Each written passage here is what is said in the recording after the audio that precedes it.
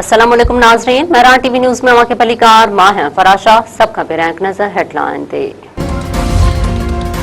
वज़ीर-आज़म पारां पिम्स अस्पताल में सीटी कोरोनरी एंजियोग्राफी सहूलत फाल न हुजण जो नोटिस, हक़ीक़तुनि जो तयन करण लाइ जांच कमेटी जोड़े छॾी, समूरनि पासनि जो जाइज़ो वठी ज़िम्मेवारनि जो तयन करण जी हिदायत। जांच कमेटी 2022 खां हक़ीक़तुनि जो जाइज़ो वठी रिपोर्ट पेश कंदी।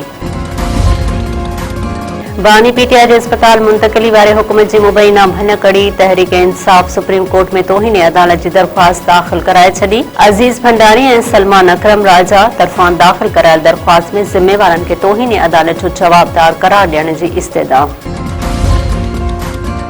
बांग्लादेश पाक तुर्किया सऊदी दिफ़ाई मुआहदे में शमूलियत जो इशारो ॾेई छॾियो। बांग्लादेश जे परॾेही मामलनि जे सलाहकार हुमायूं कबीर चयो आहे त इक़्तिसादी या दिफ़ाई फ्रेमवर्क में शमूलियत जो इम्कान मुसबित आहे। मफ़ादनि, आलमी मईशत ऐं वापार जी तब्दील थींदड़ सूरतहाल खे नज़र में रखंदासीं।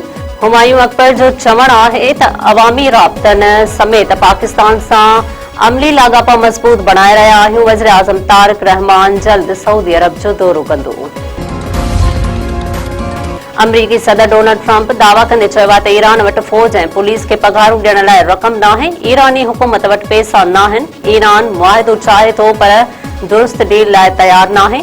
ट्रंप मीडिया सां ॻाल्हाईंदे चयो आहे त हुर्मुज़ वारे लंघ जी ज़मीनी इलाइक़नि ते बि अमेरिका जो कंट्रोल आहे। ईरान ख़िलाफ़ इक़्तिसादी जंग सां अमेरिका जा फ़ौजी ऑप्शन महदूद न थिया आहिनि।